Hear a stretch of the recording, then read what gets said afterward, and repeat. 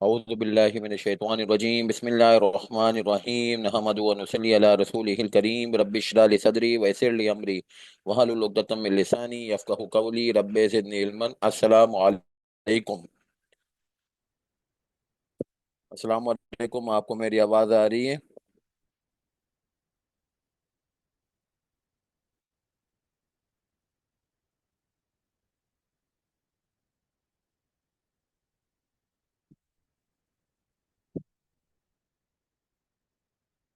अच्छा जी, हमारी टेक्स्ट की C5 के लिए क्लासों का आगाज़ होता है। इसके अंदर जो है वो हमें क्या कुछ पढ़ना है, किस तरीके से जाना है, तो थोड़ा सा मैं आपको शुरू में थोड़ा सा इसका आइडिया दे दूं कि सिलेबस किस तरीके से है, क्या है मामला।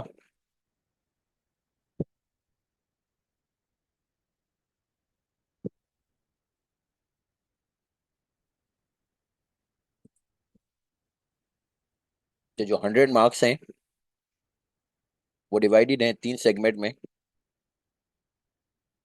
एक इनकम टैक्स लॉ है, एक जो है वो सेल्स टैक्स और एफईडी का लॉ है, और एक जो है वो कुछ जनरल थ्योरी है, इंक्लूडिंग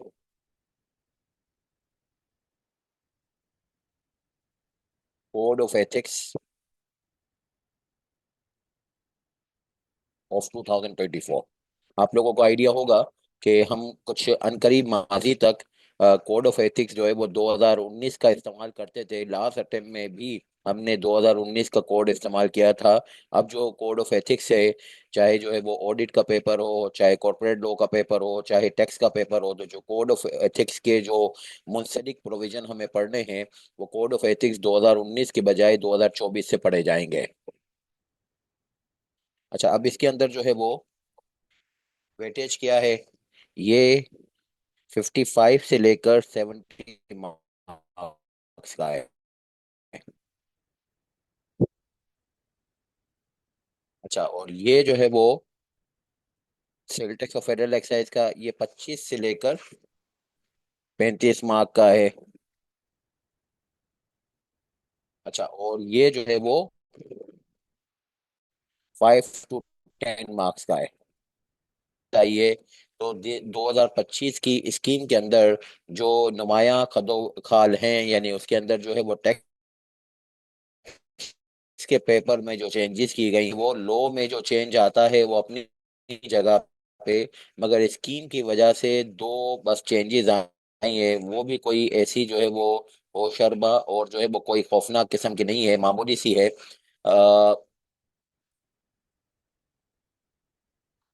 एक तो बात यह है कि भाई जो है वो इसका नाम जो है वो पहले टैक्स प्लानिंग एंड प्रैक्टिसेस होता था। टैक्स प्लानिंग एंड प्रैक्टिसेस से अब इसका नाम तब्दील करके टैक्स प्रैक्टिसेस एंड प्लानिंग हो गया है। टैक्स प्लानिंग एंड प्रैक्टिसेस होता था, अब ये नाम काट के इन्होंने कर दिया है टैक्स प्रैक्टिसेस एंड प्लानिंग। इससे हम जो है वो बहरहाल ये उम्मीद लेते हैं कि अब जो पेपर होगा वो पहले जो है वो प्लानिंग की वजह से बहुत ज़्यादा मुश्किल हो जाता था, यानी कि प्लानिंग की चीज़ें ज़्यादा होती थी। अब जो है वो बहरहाल प्रैक्टिसेस की चीज़ें ज़्यादा होंगी, प्लानिंग की चीज़ें कम होंगी, क्योंकि प्लानिंग का जो है वो वर्ड जो है वो इन्होंने रीशफल किया है, उसकी लॉजिक या बहरहाल मंतिक यही है। बाकी अदरवाइज जो है वो एज सच इनकी कोई ऐसी पर्टिकुलर अनाउंसमेंट नहीं हुई है अभी तक कि हम पेपर का फॉर्मेट किस तरीके से रखेंगे, कि प्रैक्टिकल चीज़ें ज़्यादा आएंगी, कि प्लानिंग की चीज़ें ज़्यादा आएंगी, कि just reproducing of the law आएगा, तो ये तो वक्त बताएगा। कोई मॉडल पेपर होगा तो उसको भी बहरहाल देख लेंगे। फॉर द टाइम बिंग एक बड़ी चेंज ये आई है कि नाम में चेंज की गई है।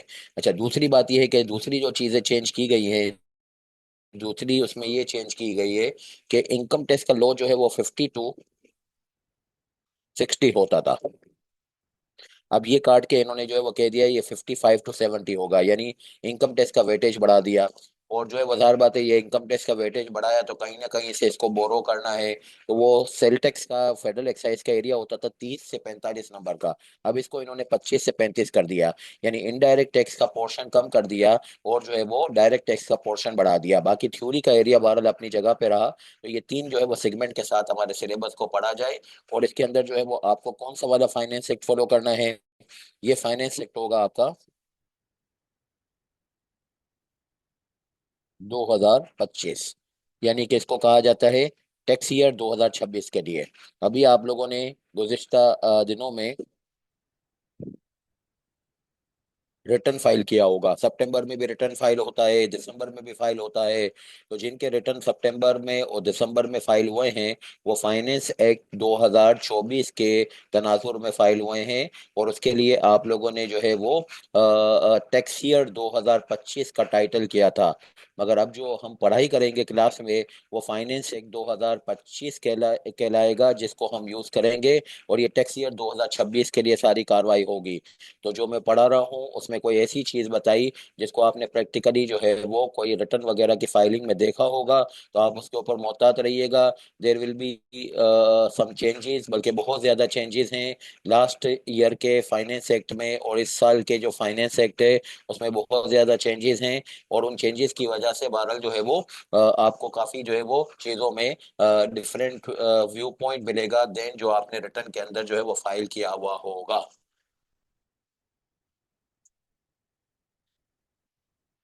अच्छा, अब मजीद ये बात कि आपका इनकम टैक्स लॉ में क्या मेजर चेंज आया है। तो मेजर चेंज तो बहरहाल जो है वो बहुत सारी और भी चीजें होंगी। मगर मैं ऊपर ऊपर से आपको बताऊं कि इनकम टैक्स लॉ में जो नए कॉन्सेप्ट इंट्रोड्यूस हुए हैं वो ये हुए हैं। आपको ये मालूम है कि हमारा पेपर जो है वो ओपन बुक होता है। ओपन बुक से मतलब ये है कि आपको ये income tax ordinance, sale tax law exam में मिल जाएंगे।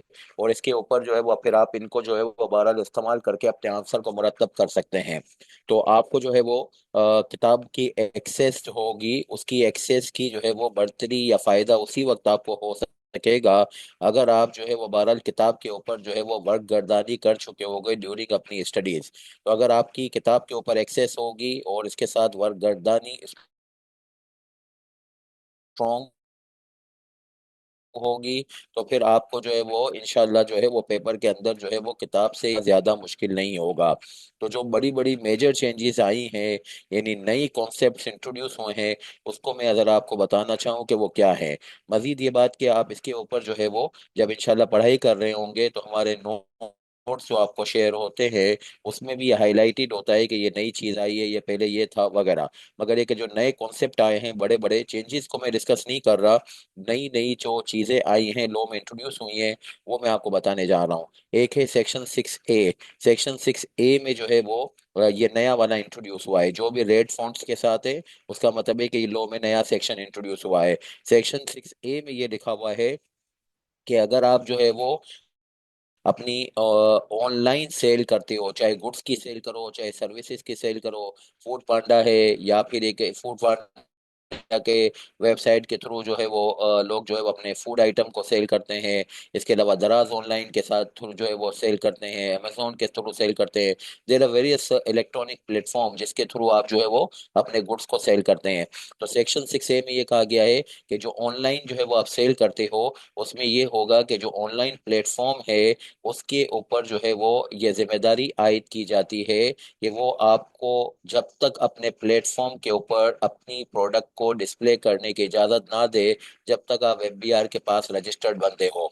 बहुत सारे लोगों के बारे में हमें ये शिकायत है कि वो ऑनलाइन सेल कर रहे थे घरों में और छोटे छोटे जो है वो इलाकों में, और उसके ऊपर कोई जो है वो टैक्सेशन की इम्प्लीकेशन नहीं थी, और वो ओवरऑल बिजनेस को भी खराब कर रहे थे।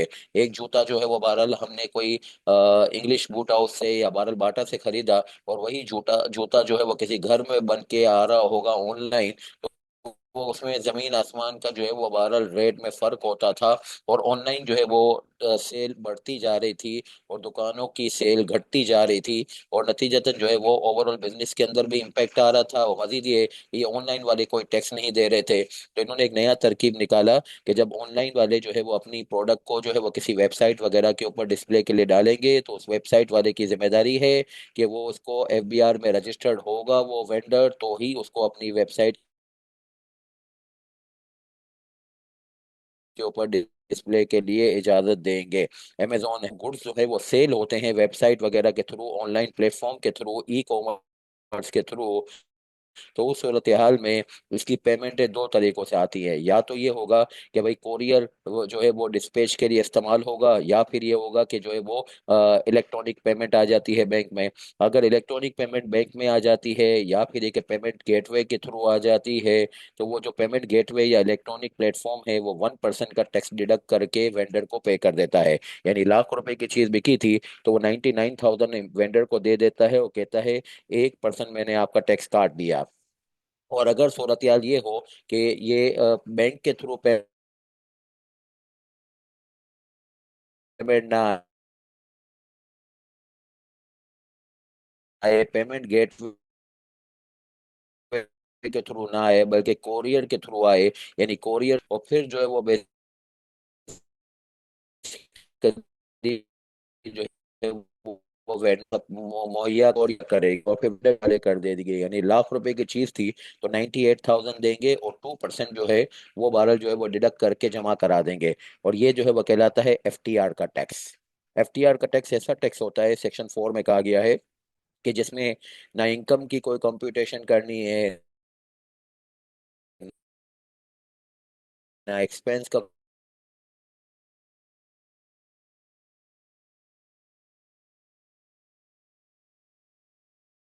कोई क्लेम है, ना क्रेडिट का कोई क्लेम है, ना। This was the one of the major concept introduction through the finance act 2025। अब अगली जो है वो बात कि जो नया कॉन्सेप्ट इंट्रोड्यूस हुआ वो है सेक्शन 63A। सेक्शन 63A ये है कि आप जो है वो अगर लो कॉस्ट हाउसिंग के अंदर लोन लेते हैं तो 15 साल में एक दफ़ा ये क्रेडिट आपको अलाउ होगा। 63A में लिखा हुआ है क्रेडिट के लिए ये होगा कि जो इंटरेस्ट आप पे करेंगे उस इंटरेस्ट को आप एक एवरेज रेट ऑफ टैक्स से मल्टीप्लाई करेंगे। एवरेज रेट ऑफ टैक्स कैसे निकालते हैं? आपकी टैक्स लाइबिलिटी को ऊपर रखिए, डिवाइड कर दीजिए टैक्सेबल इनकम से, और ये एक एवरेज रेट ऑफ टैक्स निकल आएगा। इस एवरेज रेट ऑफ टैक्स को हम मल्टीप्लाई करेंगे इंटरेस्ट ऑन हाउसिंग लोन, और ये जो इंटरेस्ट ऑन हाउसिंग लोन के ऊपर मल्टीप्लाई करने से जो फिगर आएगी, जिस इसको की टैक्स लाइबिलिटी जो है वो कम हो जाएगी। तो टैक्स क्रेडिट ऐसी चीज होती है जिससे टैक्स लाइबिलिटी में कमी आती है। और टैक्स लाइबिलिटी में कमी लाने के लिए ये जो लो कॉस्ट हाउसिंग के ऊपर जो बहुत सारे क्रेडिट है, but this is one of the credit which is introduce through the finance act 2025। Once in every 15 years. जाहिर बात है कि 15 साल में एक दफा लोन लेंगे तो ही जो है वो सीरियसनेस नजर आती है कि लो कॉस्ट हाउसिंग है। लो कॉस्ट हाउसिंग से मुराद ये है कि अपने घर अपने रहने के लिए शायद आप ले रहे हो, और जो है वो कोई छोटा मोटा घर है, कोई ऐसा जो है वो अमीर आदमी नहीं है। तो इस पॉइंट ऑफ व्यू से जो है वो बहरहाल ये क्रेडिट अलाउ किया जा रहा है। बहुत सारे लोगों के पास घरों की जो है वो दस्तियाबी नहीं है और महंगी प्रॉपर्टीज हो गई हैं। तो इस पॉइंट ऑफ व्यू से मुख्तलिफ तरीकों से कंस्ट्रक्शन इंडस्ट्री को जो रिवाइव करने के मेजर्स हैं, this is one of the measure which is taken during the finance act preparation exercise। फिर इसके बाद जो है वो आपको 114C में एक नई चीज डाली गई। अच्छा, अब ये 114C में जो नई चीज डाली गई है, रेस्ट्रिक्शन ऑन इकोनॉमिक ट्रांजैक्शन। अच्छा, इसके ऊपर इन्होंने सेक्शन में लिखा हुआ है एसआरओ आएगा, उसकी बेस पे इसकी अफेक्टिव डेट आएगी। इसके अंदर क्या है कि असल में लॉ में पावर ये है कि आपको अगर रिटर्न फाइल करने के ऊपर आमादा करना हो, यानी रिटर्न लोग फाइल नहीं कर रहे, आपको मालूम है majority of the economy undocumented है, तो रिटर्न फाइल ना करने के ऊपर जो है वो एक तरकीब उन्होंने ये रखी कि कमिश्नर आपको नोटिस दे के डरा, 2 साल पहले ये पावर हासिल कर लिया कि हम आपके मोबाइल फोन को डिस्कनेक्ट करवा देंगे, मोबाइल सिम को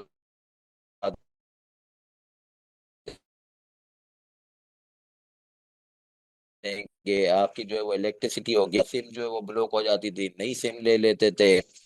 तो कोई ऐसा खातिर ख्वाह काम हुआ नहीं।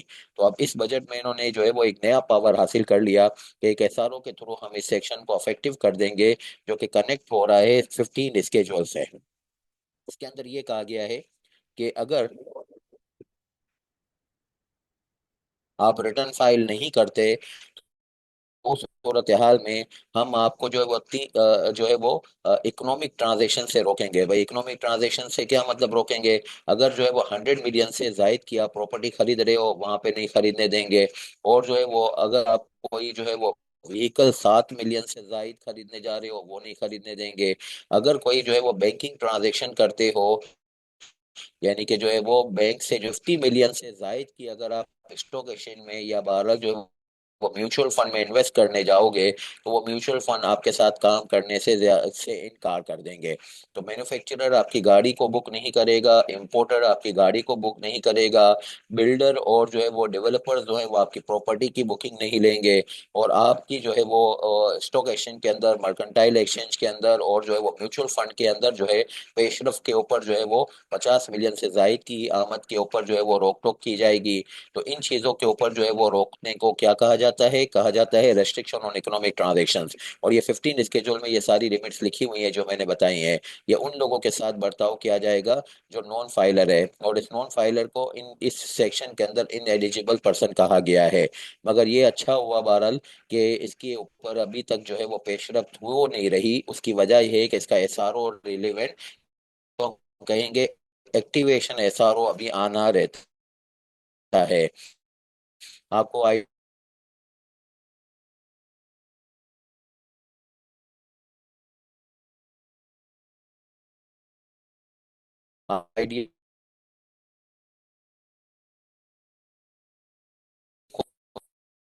जिसको हाथों से नहीं बनाया होता, बल्कि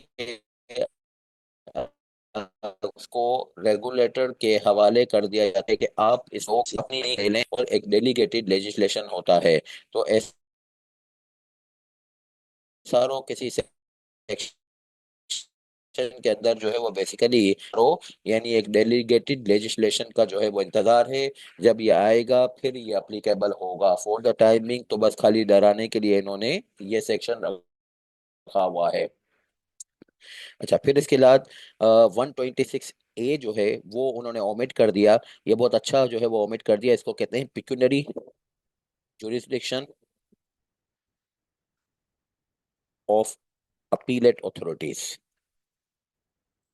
ये था कानून में जून तक। वो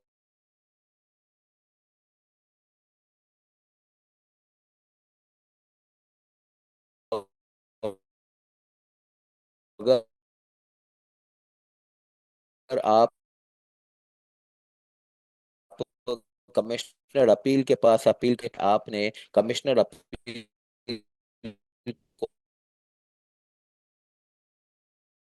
को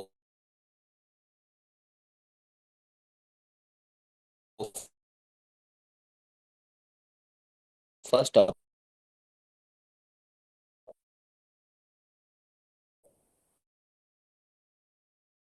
अपीलेट अथॉरिटी को जो है वो जांचिएगा, ये बहरहाल खत्म हुआ। तो this is one also one of the major amendment in the law.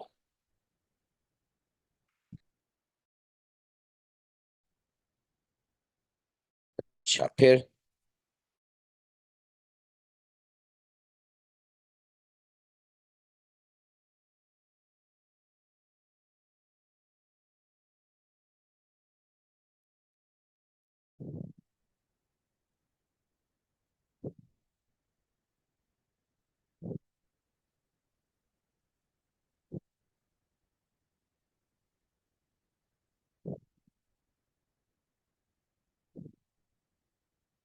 देखिए इंटरेस्ट जो होता है,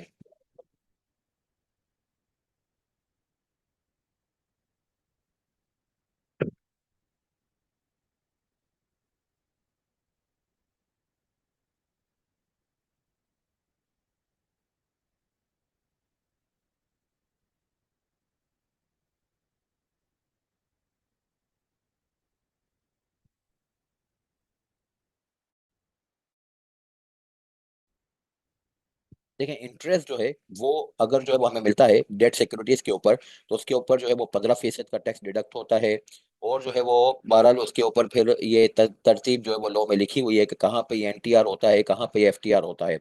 मगर ये के बारे जो है वो अगर हमने इंटरेस्ट मिलने से पहले इसको सेकेंडरी मार्केट में सेल कर दिया, तो फिर क्या होगा, तो इसके ऊपर जो है वो कैपिटल गेन होगा। तो लोग ये करते थे कि अपनी ये 15% की विथहोल्डिंग टैक्स इंटरेस्ट के ऊपर डिडक्ट करने से पहले, यानी इंटरेस्ट की जो ड्यू डेट या कूपन की पेमेंट की डेट आती थी, तो इससे पहले जो है वो इसको बेच देते थे सेकेंडरी मार्केट में। जैसे लोगों के पास पीआईबीज हैं या 12 गवर्नमेंट बॉन्ड्स हैं, तो गवर्नमेंट के बॉन्ड्स या पीआईबीज जो हैं वो अब कोई इंडिविजुअल भी इन्वेस्ट कर सकता है, ये इन्होंने अलाउ कर दिया है। तो इसको खरीद के जो है वो बजाय इसके कि इंटरेस्ट की इंतजार की जाए, इंटरेस्ट मिलने से थोड़े दिन पहले आप इसको सेकेंडरी मार्केट में सेल कर देते थे, और इसके ऊपर कैपिटल गेन के ऊपर कोई टैक्स वगैरह डिडक्ट नहीं होता था। बहरहाल बंदा अगर रिटर्न फाइल कर रहा है तो अल्टीमेटली इसकी टैक्सेशन तो हो ही जाएगी, इंटरेस्ट इनकम की नहीं तो कैपिटल गेन की। मगर एक बहरहाल कोई विथहोल्डिंग टैक्स डिडक्ट नहीं हो रहा था, है कि अगर डेट सिक्योरिटी को कैपिटल मार्केट में या फिर एक गवर्नमेंट के पास या बैंक से जिसको हम कहते हैं गवर्नमेंट के प्राइमरी डीलर्स के पास जो है या सेकेंडरी डीलर्स के पास जाके आपने before the due date of interest due, उसके पहले आप इसको जो है वो सेल कर देते हैं, तो उसके ऊपर एक कैपिटल गेन का टैक्स डिडक्ट होगा, और ये टैक्स का जो है वो विथहोल्डिंग टैक्स का जो रेट है वो 15% होगा। तो ये भी एक नई जो है वो मेजर अमेंडमेंट, टैक्स ना कटे इसके चक्करों में जो है वो ड्यू डेट से पहले 2-4 दिन पहले, एक दिन पहले, मतलब इस तरीके से हो रहा होता था जैसे कि रमजान पहली आ रही होती है, तो लोग जो है वो बैंक अकाउंटों से पैसे निकलवाना शुरू कर देते हैं, या फिर एक करंट अकाउंट में जो है वो डालना शुरू कर देते हैं कि भाई हमारी ज़कात ना कटे।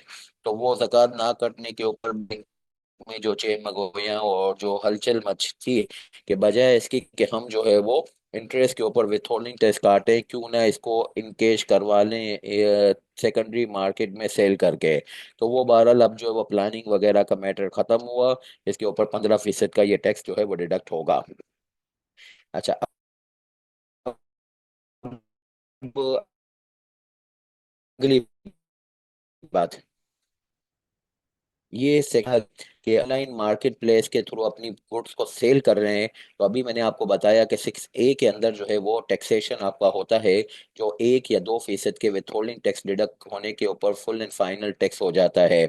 मगर ये के बारे जो है वो ये बात भी आपको बताई कि वो जो ऑनलाइन मार्केट प्लेस वगैरह है, वो आपकी प्रोडक्ट को डिस्प्ले करने के ऊपर जब ही आमादा होगा जब आप एफबीआर के पास रजिस्टर्ड हो गए। तो एफबीआर के पास रजिस्टर्ड होने के लिए आपको जो है वो आमादा कर सका है, वो नहीं कर सका, इस पॉइंट ऑफ व्यू को जानने के लिए मंथली बेसिस पे ऑनलाइन मार्केट प्लेस से एक स्टेटमेंट फाइल करवाया जाएगा, जिसके अंदर वो ये बताएगा कि वो किस वेंडर की कितनी प्रोडक्ट को अपनी जो है वो वेबसाइट के थ्रू सेल कर रहा है, कितनी सर्विसेज को अपनी वेबसाइट के थ्रू सेल कर रहा है। तो ये ऑनलाइन मार्केट प्लेस जो है ये एफबीआर को जो है वो नोटिफाई करेगा कि कौन कौन से हमारे जो है वो मार्केट प्लेयर या वेंडर्स जो हैं वो एफबीआर में हैं, और उनके थ्रू कितनी कितनी प्रोडक्ट हमने सेल की है। तो ये एफबीआर का एक मॉनिटरिंग मैकेनिज्म है, by virtue of that online market places को एफबीआर को मंथली बेसिस पे ये रिपोर्टिंग करनी है। तो ये प्योरली जो है वो इन्फोर्समेंट से रिलेटेड है। सेक्शन 25AA बहुत मसले वाला सेक्शन, जिसमें बैंकिंग कंपनी को या बहरहाल जो है वो बैंकिंग ट्रांजैक्शंस को जब हाई रिस्क जो है वो महसूस किया जाए, अगेन जो है वो इसके ऊपर बहुत सारी जो है वो छेमगोइयाँ और बातचीत जो है वो क्लियर होनी रहती हैं। मगर एक बहरहाल आपके लिए जितना ज़रूरी है वो इंशाल्लाह सेक्शन में पढ़ा दिया जाएगा। ये जो बैंक अकाउंट जो है वो सील हो जाते हैं, फ्रीज हो जाते हैं मनी लॉन्ड्रिंग के चार्ज में, या फिर एक टैक्स डिफॉल्टर के पैसे निकाल के एफबीआर लेके चली जाती है, तो पता कैसे चलता है कि कौन से टैक्स पेयर के पास कौन से पैसे रखे हुए हैं, कहाँ रखे हुए हैं। तो इसके ऊपर बैंकों को पाबंद किया गया है कि वह इंफॉर्मेशन को जो है वो शेयर करें। और ये शेयर करने के ऊपर जो है वो एक पूरी तरतीब और एक जो है वो निज़ाम मुरतब है। मगर ये कि हर किसी का नहीं करते, उसको करते हैं जो कि हाई रिस्क होता है। अब हाई रिस्क कैसे डिटरमाइन होता है वो इंशाल्लाह सेक्शन के अंदर देखा जाएगा। 175C ये भी बहुत बड़ा जो है वो मसला बना जब बजट के वक्त ये इंट्रोड्यूस हुआ। एफबीआर के पास ये पावर इन्होंने हासिल कर लिया है कि वो आपकी प्रेमिसिस में आपके पास जो है वो अपने बंदे भेज दे और ये कहे कि हम आपकी मॉनिटरिंग करेंगे। और फिर इसके बाद इसके पास ये भी पावर है, इस सेक्शन में ही आपको लिखा हुआ मिलेगा कि वो अरेस्ट भी कर सकता है। तो इन चीज़ों के ऊपर भी बहुत ज़्यादा शोर मचा, मगर अल्टीमेटली बहरहाल ये सेक्शन लॉ का पार्ट बन गया। तो बैंकों से इंफॉर्मेशन हासिल करना और अपने बंदे आपकी प्रीमिसेस के अंदर डिप्यूट करना, ये टैक्स बेस बढ़ाने के लिए दो एडिशनल मेजर्स या एडिशनल पावर हासिल किए गए हैं इस बजट के थ्रू, जो लास्ट बजट गुजरा। अच्छा, फिर इसके अलावा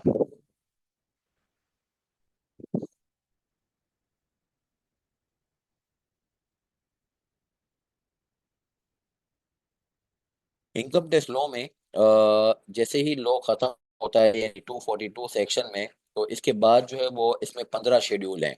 अच्छा, शेड्यूल किसी भी लॉ में, चाहे वो कंपनी लॉ हो, चाहे एम्प्लॉयमेंट लॉज हो, चाहे जो है वो सेल टैक्स का लॉ हो, चाहे इनकम टैक्स का लॉ हो, वो किसी सेक्शन में अगर कोई लिस्ट कंपाइल करनी मतलूब हो, तो बजाय इसके कि सेक्शन की लेंथ को आउटवेट किया जाए, उस लिस्ट को जो है वो एक शेड्यूल में पास कर दिया जाता है। तो इसमें इनकम टैक्स लॉ में टोटल 15 शेड्यूल हैं। तो उस 15 शेड्यूल में से जो पहला शेड्यूल है वो बेसिकली जो है वो टैक्स रेट का है। ये 15 शेड्यूल में से शेड्यूल 9 जो है आपके सिलेबस से निकाल दिया गया है। बाकी 14 शेड्यूल आपको पढ़ने हैं अपने सिलेबस के लिए।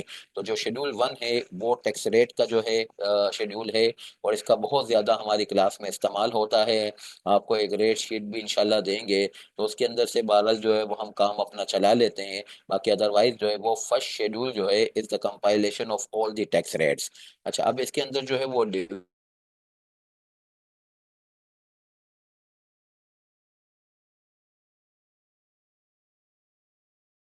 1 जो है वो इस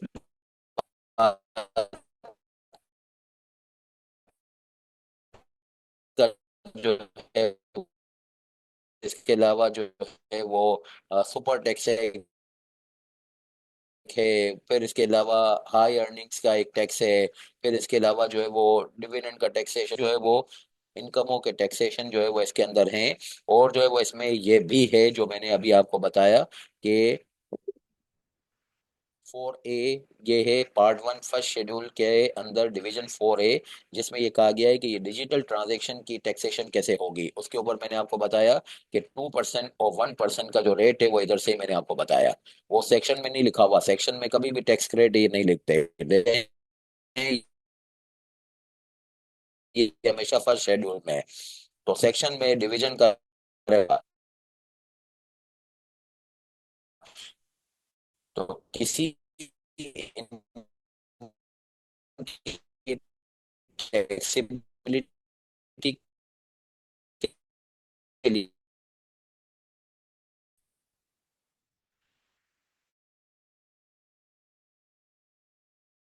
टू और पार्ट 3 जो है, ये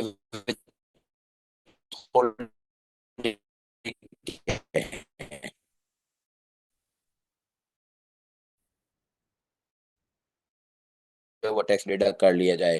तो कोई भी विथहोल्डिंग टैक्स होगा, वो विथहोल्डिंग टैक्स हमेशा जो है वो पार्ट 2 और पार्ट 3 में मिलेगा। और इसकी पूरी लिस्टिंग आपको मिल रही है। तो ये लिस्टिंग को अगर जो है वो एक मरतबा देख लिया जाए, तो बहरहाल आपका जो है वो ये मामला भी निपट जाता है कि भाई विथहोल्डिंग टैक्सेस कितने टाइप के हैं।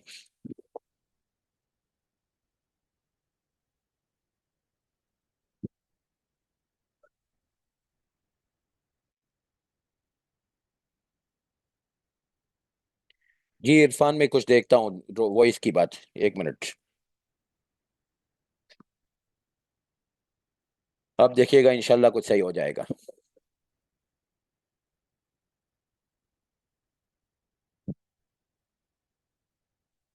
अच्छा, फिर इसके बाद जो है वो ये सूरत हाल कि विथहोल्डिंग टैक्स के अंदर ही हमें जो है वो ये भी बहरहाल दिया गया कि डेट सिक्योरिटीज के ऊपर जो ये नया टैक्स इंट्रोड्यूस हुआ है 151A वाला, वही मैंने आपको बताया कि instead of receiving the interest income and to get it tax in the form of the withholding tax, लोग जो है वो इसको इनकेश करवा लेते थे। ये जो है वो बहरहाल एक नई सेक्शन के थ्रू अब जो है वो सेकेंडरी मार्केट में बिफोर द इंटरेस्ट आप जो कैपिटल गेन अर्न कर रहे थे उसकी टैक्सेशन के बारे में 151A जो था, इसका जो विथहोल्डिंग टैक्स का रेट है ये इस सेक्शन में लिखा हुआ है, यानी इस डिवीजन में लिखा हुआ है। तो ये 151A से रिलेटेड है। तो ये बहरहाल जो है वो आपको इतने सारे जो है वो पार्ट,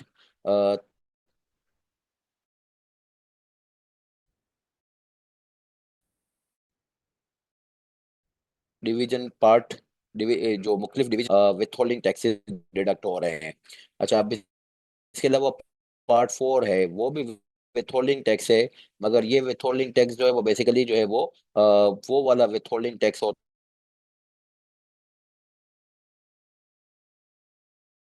है जो कि अक्सर और बेशतर ये कह के लिया लाइबिलिटी जो है जो निकालेंगे उससे इसको एडजस्ट कर लीजिएगा।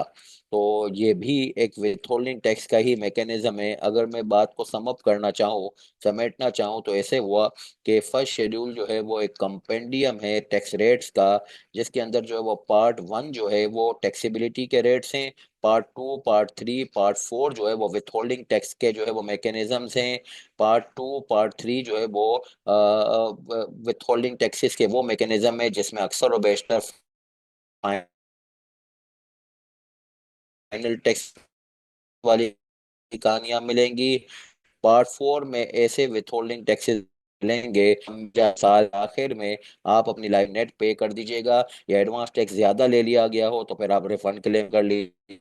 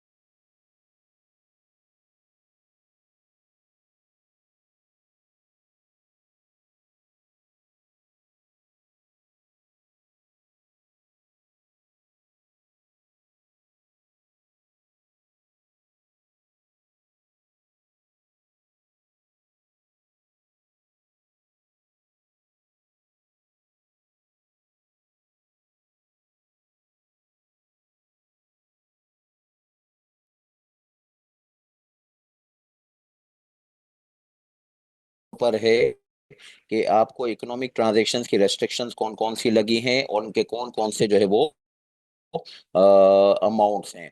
तो बहरहाल इसकी जो है वो अभी एक्टिवेशन होनी है, जैसा कि मैंने अभी आपको थोड़ी देर पहले बताया। एसआरओ आएगा तो फिर ये इफेक्टिव होगा। अच्छा, अब अगली बात आपको बताएं कि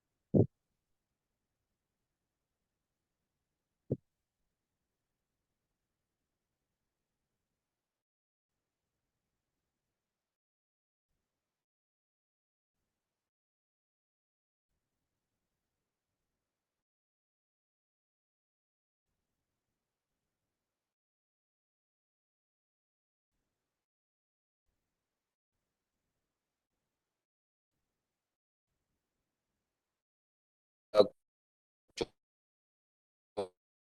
के लिए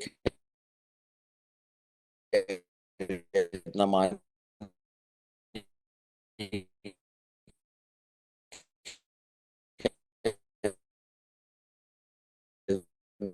मैं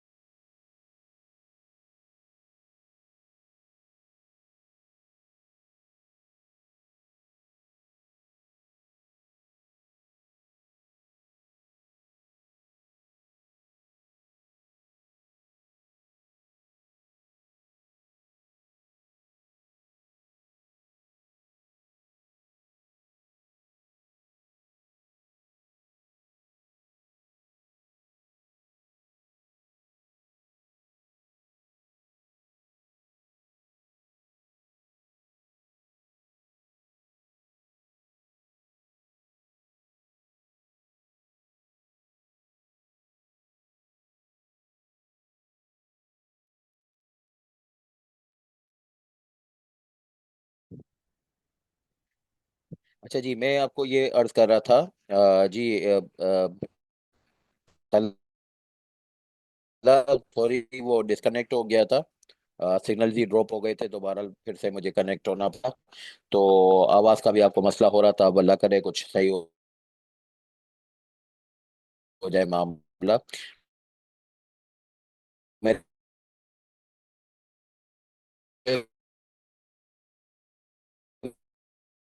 को आज जो है वो नए कॉन्सेप्ट इंट्रोड्यूस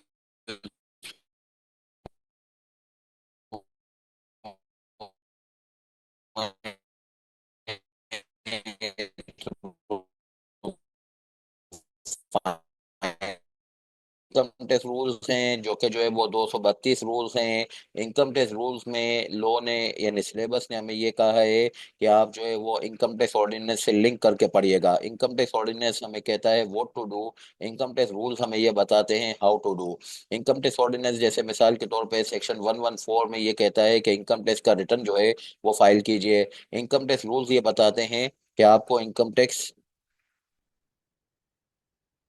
रूल्स हमें को ये बताते हैं कि आपको रिटर्न फाइल किस तरीके से करना है, ऑनलाइन फाइल करना है, किस फॉर्मेट के ऊपर फाइल करना है, क्या जो है वो उसकी जो है वो यूजर आईडी पासवर्ड वगैरह जो लेना होता है वो कैसे लेते हैं, वो सब जो है वो आपको इनकम टैक्स रूल्स बताएंगे। तो इनकम टैक्स रूल्स को किन सेक्शंस के साथ कनेक्ट करना है वो मेरा काम है, इंशाल्लाह जो है इसी तरीके से पढ़ेंगे कि ऑर्डिनेंस के साथ साथ उसके रूल्स को कनेक्ट करते हुए पढ़ेंगे। इसके अलावा हमें और तीन चीजें साथ में मिला के पढ़नी पड़ेंगी। एक तो एसआरओस पढ़ने पड़ेंगे, किसी भी सेक्शन में ये मिले कि एस में भी प्रिस्क्राइब उसका रिलीवेंट एसआरओ ढूंढ के उसको पढ़ना पड़ेगा। इसके अलावा एक सेक्शन 206 है जिसके अंदर ये कहा गया है कि एफबीआर को अगर ये महसूस होता है कि कोई मैटर के ऊपर जो है वो लोगों में डिस्प्यूट्स आ रहे हैं या लोगों को जो है वो इबाम आ रहे हैं, तो हम उसकी क्लेरिफिकेशन के लिए डॉक्यूमेंट जारी करेंगे, उसका नाम होता है सर्कुलर। और जो है वो एक होता है सर्कुलर लेटर। सर्कुलर जारी करने का पावर 206 में है, सर्कुलर लेटर जारी करने का पावर 213 में है। सर्कुलर लेटर जो है वो जारी होता है सुपीरियर की तरफ से सबऑर्डिनेट को, और उसमें जो है वो बेसिकली ये बताया जाता है कि कोई पर्टिकुलर प्रोसीडिंग्स के अंदर कोई पर्टिकुलर मैटर को कैसे हैंडल करना चाहिए। एसआरओ बहुत आसानी से दस्तयाब है एफबीआर की वेब, सर्कुलर भी बहुत आसानी से दस्तयाब है। सर्कुलर लेटर में कुछ जो है वो लाइब्रेरीज इनकम टैक्स ऑर्डिनेंस और इनकम टैक्स रूल्स के साथ मिला के एक मसाला बना के एक जो है वो ब्लेंड बना के फिर जो है वो पढ़ा जाता है। तो ये कहलाती है हमारी इनकम टैक्स की पढ़ाई। सेल टैक्स की पढ़ाई इस तरीके से जो हमारी लेटर स्टेज पे आएगी। आज हमने अल्लाह का शुक्र है इनकम टैक्स का इब्तदा किया है। इनकम टैक्स से पहले पढ़ेंगे, फिर इसके बाद जो है वो इंशाल्लाह ये मुकम्मल करके ये इनडायरेक्ट टैक्स के ऊपर आएंगे। इनडायरेक्ट टैक्स में हमें दो चीजें पढ़नी है, सेल टैक्स और federal excise duty. Sale tax जो है वो के ऊपर जो है वो सेल टैक्स एक्ट 1990 है, और सर्विसेज के ऊपर प्रोविंशियल लॉज हैं। और प्रोविंशियल लॉज टोटल हैं पांच। चार तो जो है वो चारों सूबों के और एक इस्लामाबाद का। तो हमें जो है वो सिलेबस के लिए बहरहाल ये नहीं बताया गया कि आपको कौन सा प्रोविंशियल लॉ पढ़ना है, मगर अगर जो है वो हम पंजाब का प्रोविंशियल लॉ पढ़ लेते हैं और उसको जो है वो जरा पढ़ाते वक्त कंपेरेटिव फॉर्म में भी पेश कर दिया जाए कि देखो सिंध में इतना है, खैबर पख्तूनख्वा में ऐसा है, बलूचिस्तान की पढ़ाई तकरीबन हो जाती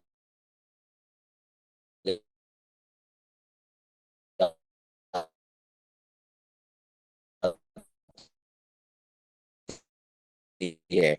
और एग्जाम में सवाल ऐसे आता है कि one of the pay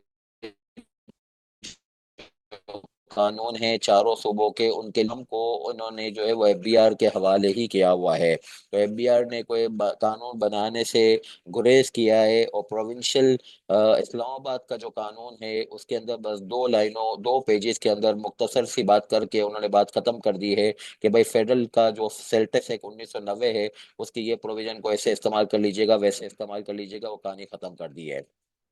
federal excise duty भी पढ़नी है, मगर उसके लिए भी उन्होंने बहरहाल जो है वो बहुत मुख्तसरन सा को जो है वो कहा गया है कि भाई पार्ट वन और पार्ट पढ़िएगा। यानी कि जो है वो इसको ये कह दीजिए कि कोई जनरल अंडरस्टैंडिंग की बेस पे हमें फेडरल एक्साइज का कानून पढ़ना है। ये दोनों जो है वो कानून यानी कि सेल टैक्स के और फेडरल एक्साइज के ये इनडायरेक्ट टैक्स कहलाते हैं। इसके अलावा थ्योरीज हैं, थ्योरीज में आइडियली जो है वो इसको तीन हिस्सों में डिवाइड कर लेना चाहिए कि प्रिंसिपल क्या हैं फेयर लेजिस्लेशन के वो फेयर एडमिनिस्ट्रेशन के। यानी हम अक्सर शिकायत करते हैं कि टैक्स अथॉरिटीज हमसे सही नहीं डील करती हैं, तो वो कैसे आपके साथ डील करें तो वो सही रवैया उनका काउंट होगा, इसको थोड़ा सा समझाया जाएगा। मजीद ये कि कानूनों के ऊपर भी शिकायत होती है कि कानून सही नहीं बन रहा, सख्ती बहुत ज़्यादा है, टैक्स रेट बहुत ज़्यादा है, तो आपको कुछ ऐसे उसूल सिखाए जाएंगे कि उन उसूलों के मुताबिक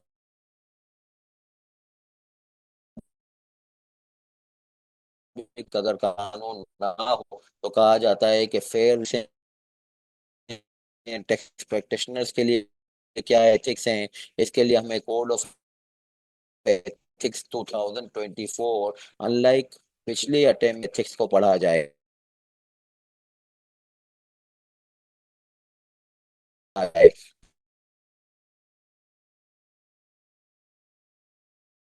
फिर इसके अलावा बहुत मशहूर जो है वो एक चीज होती है टैक्स प्लानिंग की। अ, अ, अ, अ, जो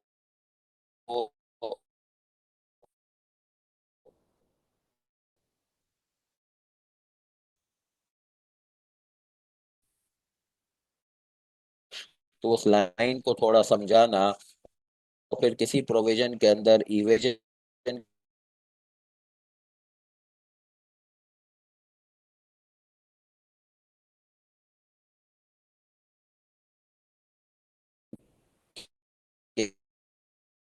के क्या मामलात हैं और अवॉइडेंस के क्या मामला, और इसका नॉर्मली जो है वो सेल टैक्स लॉ में कोई इस्तेमाल नहीं है, ज्यादा है वहां पे भी मगर ज्यादा नहीं है ज्यादा।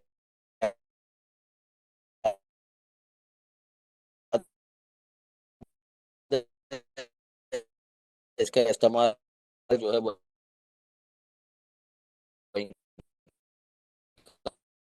इनकम टैक्स लॉ के अंदर ही।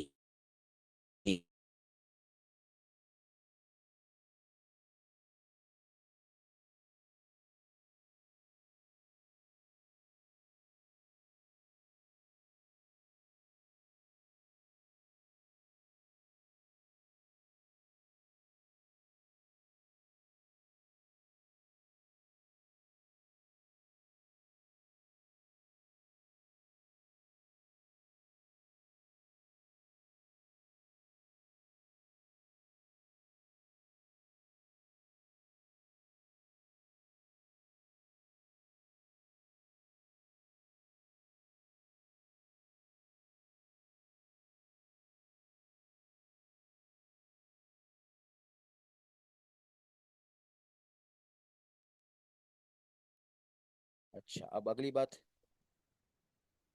कि भाई डायरेक्ट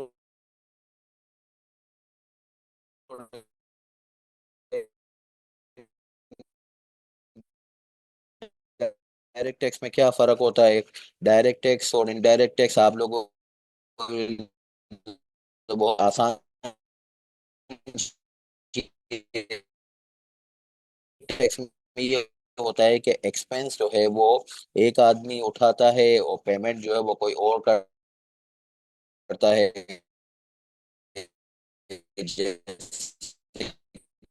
कि फेडरल एक्साइज ड्यूटी और सेल टैक्स में दोनों में ये है कि आपकी जो है वो परचेज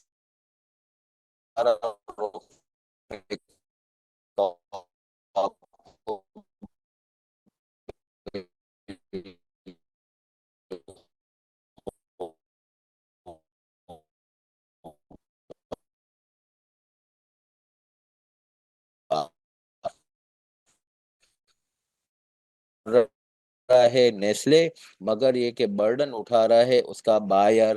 तो एज अ रिजल्ट जो है ये जो है वो इनडायरेक्ट टैक्स बन गया। यही चीज सेल टैक्स में है, यही चीज फेडरल एक्साइज ड्यूटी में है, इसीलिए ये दोनों कहलाते हैं इनडायरेक्ट टैक्स। टोबैको है, उन्होंने इनकम टैक्स एक्सपेंस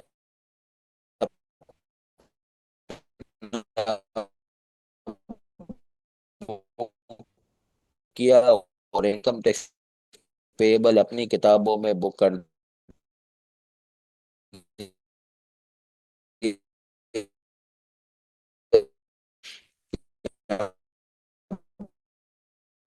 12 जो है वो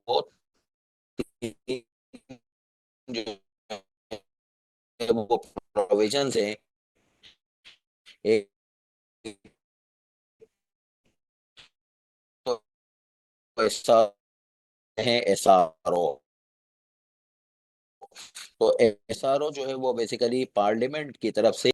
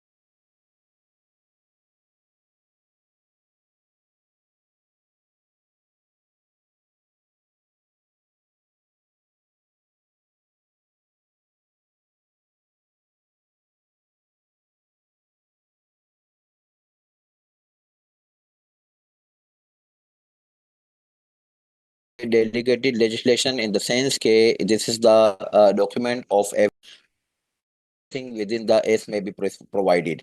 अब जो है वो रहा सवाल मामला ये कि जो है वो सर्कुलर सर्कुलर के बारे में सेक्शन 206 में ये लिखा हुआ है कि एफबीआर के पास ये पावर पर है कि वो अगर कोई इनकंसिस्टेंसी देखें लॉ की एडमिनिस्ट्रेशन में, यानी कि लोगों के दरमियान में डिस्प्यूट्स हैं, लोगों को जो है वो किसी चीज़ के ऊपर इंटरप्रिटेशन की जो है वो ज़रूरत है, तो उसके ऊपर एफबीआर का डॉक्यूमेंट जो आता है उसको सर्कुलर कहते हैं। और इसके अलावा जो है वो अगर guidance higher authority, superior authority, inferior authority को देती हैं जिस डॉक्यूमेंट के थ्रू, तो उसको कहते हैं सर्कुलर लेटर। तो सर्कुलर या सर्कुलर लेटर जो है दोनों ही बहरहाल जो है वेब की तरफ से एक क्लेरिफिकेशन है। मगर ये सर्कुलर जो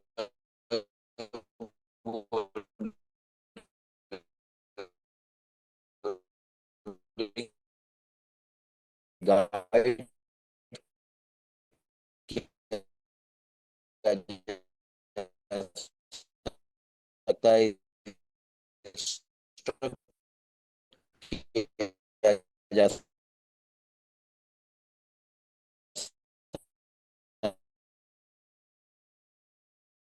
है, जिसमें हमेशा टैक्स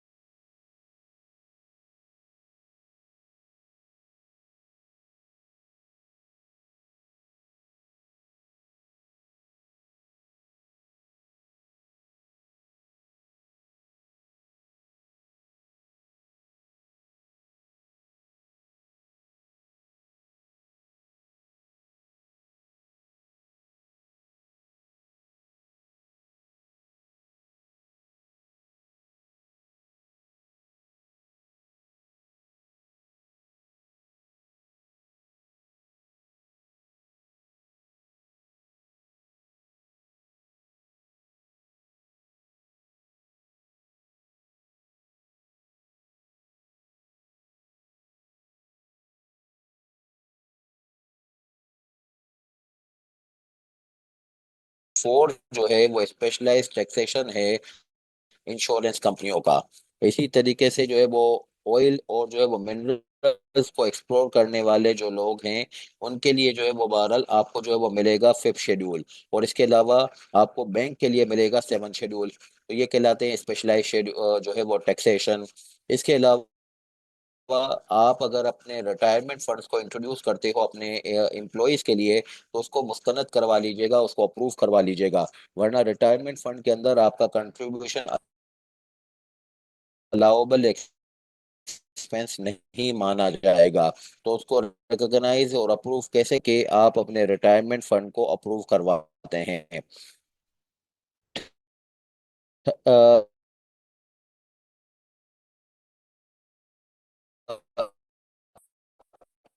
एक स्केजुअल जो है वो बहुत इंटरेस्टिंग स्केजुअल है और ये स्टॉक एक्सचेंज के लिए बना है। तो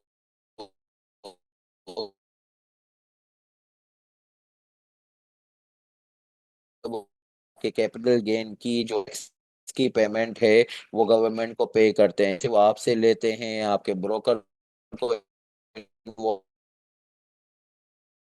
करते हैं। कैसे एफबीआर की शक्ल में लिखी हुई है। नाइन स्केजुअल स्कीम 2025 में सिलेबस से निकाल दिया गया है। निकाल भी देना चाहिए था, इसका आज कोई इस्तेमाल ही नहीं है। फिर इसके अलावा जो लोग एक्टिव टैक्स पेयर लिस्ट ना हो। एक्टिव टैक्स पेयर लिस्ट का मतलब क्या होता है? ये सेक्शन 181 के तहत इनकम 181 और 182 के तहत इनकम टैक्स लॉ में एक लिस्ट बनती है जिसके अंदर जो है उन लोगों के नाम होते हैं जो अपना रिटर्न रेगुलरली फाइल कर रहे हैं। जो लोगों के नाम एक्टिव टैक्स पेयर लिस्ट में नहीं होते, विथहोल्डिंग टैक्स का रेट डबल हो जाता है।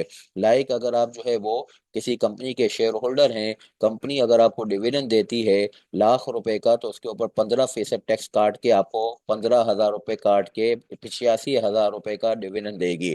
मगर अगर आप एक्टिव टैक्स पेयर लिस्ट में नाम नहीं आ रहा तो फिर उस सूरत हाल में 15 की बजाय वो 30% का रेट काटते हैं। तो एक्टिव टैक्स पेयर लिस्ट में ना होने की वजूहत क्या हैं, किन लोगों के ऊपर कितना टैक्स रेट डबल हो जाता है, फिर कुछ और मुतसिल बातें हैं, ये सारी के सारी जो है वो आपको 10 स्केड्यूल में मिलेंगी। और फिर मजीद ये कि जो है वो अगर आप बिल्डर्स और डेवलपर्स का टैक्सेशन करना चाहते हैं तो बहरहाल उसके लिए शेड्यूल नंबर 11 है। ऑल्दो आज इसके ऊपर जो है वो कुछ बातें ऐसी हैं जिसकी बेस पे ये जो है वो तकरीबन रिडंडेंट हो गया है, मगर अभी भी खैर सिलेबस में रखा गया है। आज के दिन जो है वो बिल्डर्स और डेवलपर्स का टैक्सेशन 7F के थ्रू होता है। सेक्शन 7F के अंदर जो है वो फिर हमें ये शेड्यूल को रेफर करने की जरूरत पड़ती ही नहीं है। तो इंशाल्लाह हम बिल्डर्स और डेवलपर्स का टैक्सेशन हमारी क्लास में 7F के हवाले से करेंगे। जी बिल्कुल। अपना इरफान से असल में सख्ती से सख्ती बढ़ाई जा रही है। पहले उन्होंने ये किया था कि आपको मैंने जैसे बताया कि भाई जो है वो आपको उन्होंने ये मजबूर किया कि आपकी सिम को जो है वो ब्लॉक कर दिया, आपके मोबाइल फोन को डिसेबल कर दिया, आपके इलेक्ट्रिक और गैस के कनेक्शन को खत्म किया। उससे भी लोग ठीक नहीं हो रहे थे। तो फिर उन्होंने नॉन एटीएल का कॉन्सेप्ट इंट्रोड्यूस किया जिसके ऊपर होल्डिंग टैक्स डबल हो गया।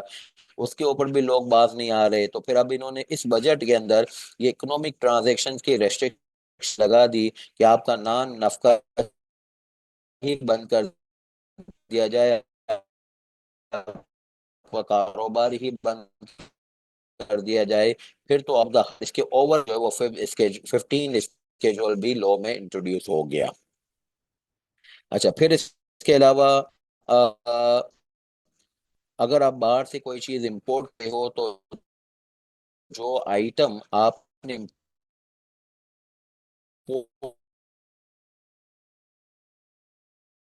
की है उसकी डिस्क्रिप्शन की बेस पे आप पर कुछ आइटम्स के ऊपर 1 लगता है, कुछ आइटम के 5-6% लगता है, कुछ पे इसके ऊपर 12 स्केड्यूल मौजूद है। इस 12 स्केड्यूल के अंदर आइटमाइज लिस्ट है पूरी। तो कभी भी विथहोल्डिंग टैक्स का रेट देखना हो इम्पोर्ट से मुतालिक तो 12 स्केड्यूल को देखा जाता है। 13 शेड्यूल के अंदर उन डोनीज के नाम लिखे हुए हैं जिनको अगर आप डोनेशन देते हो क्रॉस चेक के थ्रू या काइंड में तो उसके ऊपर आपको डोनेशन के ऊपर क्रेडिट मिलता है। क्रेडिट मैंने अभी आपसे अर्ज की थी कि आपकी लाइबिलिटी में कोई कमी हो जाएगी। तो 13 स्केड्यूल में उन डोनीज के नाम है जैसे कि बैतुल ट्रस्ट है, आलमगीर ट्रस्ट है, ट्रस्ट जमीयत तामिल तालीमुल कुरान है, इंडस हॉस्पिटल है। तो ये यहाँ पे 13 स्केड्यूल में मिलेंगे। 14 स्केड्यूल में बहुत इंटरेस्टिंग टैक्सेशन है जिसको कहते हैं एसएमई का टैक्सेशन, स्मॉल मीडियम एंटरप्राइज का टैक्सेशन। इमरान खान की गवर्नमेंट जो आखिरी साल था उसके अंदर बहरहाल इन्होंने इसके बाद उस concessional taxation in the whole taxation law, किसी का सबसे रियायती और तखफीफी अगर टैक्स देखना हो तो वो स्मॉल मीडियम एंटरप्राइज का टैक्सेशन है। कौन इसमें फॉल करेगा, क्या रियायतें और तखफीफें हैं, सारी के सारी आपको शेड्यूल 14 में मिलेंगे। तो टोटल 15 शेड्यूल हैं। हमें एक तो रियायती कौन सा शेड्यूल लिंक हो रहा है ये बहरहाल हम पढ़ाई के दौरान देखेंगे, मगर आपको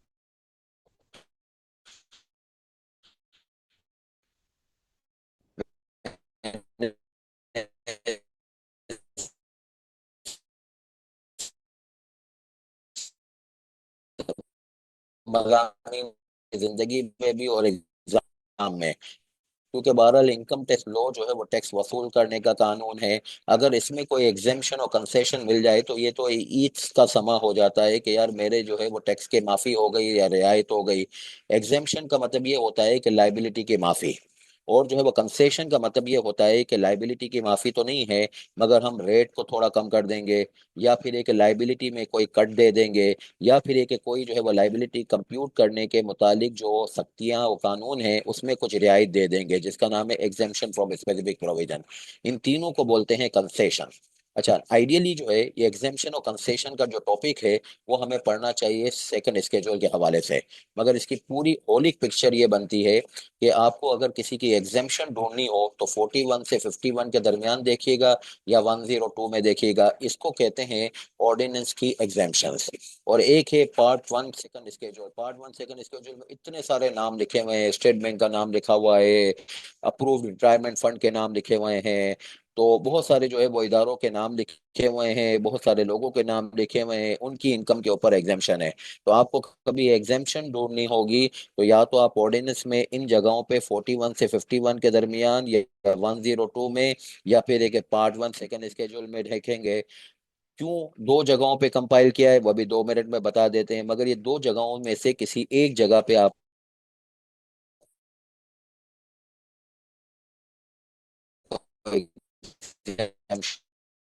मिलेगी।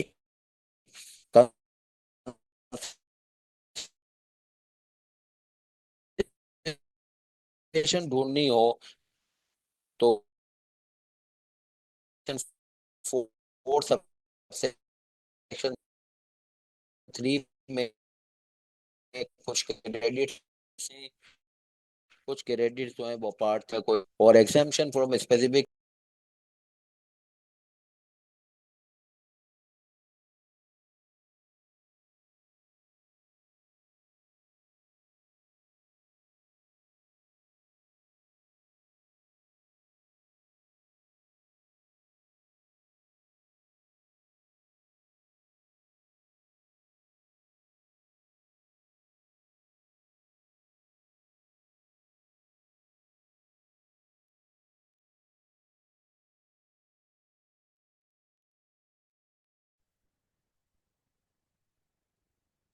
अच्छा, अब लाइबिलिटी में कहीं पे भी हमें कट लेना होगा तो हम इन दो डॉक्यूमेंट से देखेंगे, और कंसेशन अगर कोई स्पेसिफिक सेक्शन का लेना होगा तो वो पार्ट 4 सेकंड स्केड्यूल में देखेंगे। इसकी एग्जांपल मैं अर्ज कर रहा था कि अगर जो है वो आपके पास लॉस सिचुएशन होती है तो टर्नओवर टैक्स आपके ऊपर एक लगता है। उसका तरकीब ये है, तरीकाकार ये है कि आपकी जो सेल्स है उसके ऊपर 1.25% की जो है वो टैक्सेबिलिटी निकाल लें।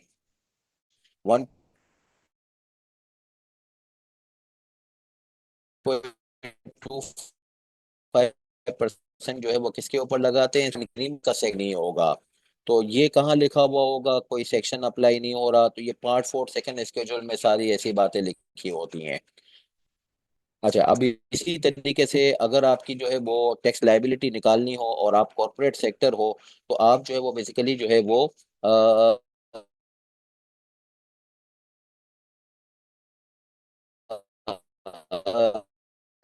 अपनी अकाउंटिंग इनकम के ऊपर 17% लगाइएगा, और अपनी टैक्स से हायर होगा वो आपकी टैक्स लाइब। ये कहाँ लिखा होगा, ये आपको पार्ट 4 सेकंड स्केड्यूल में मिलेगा।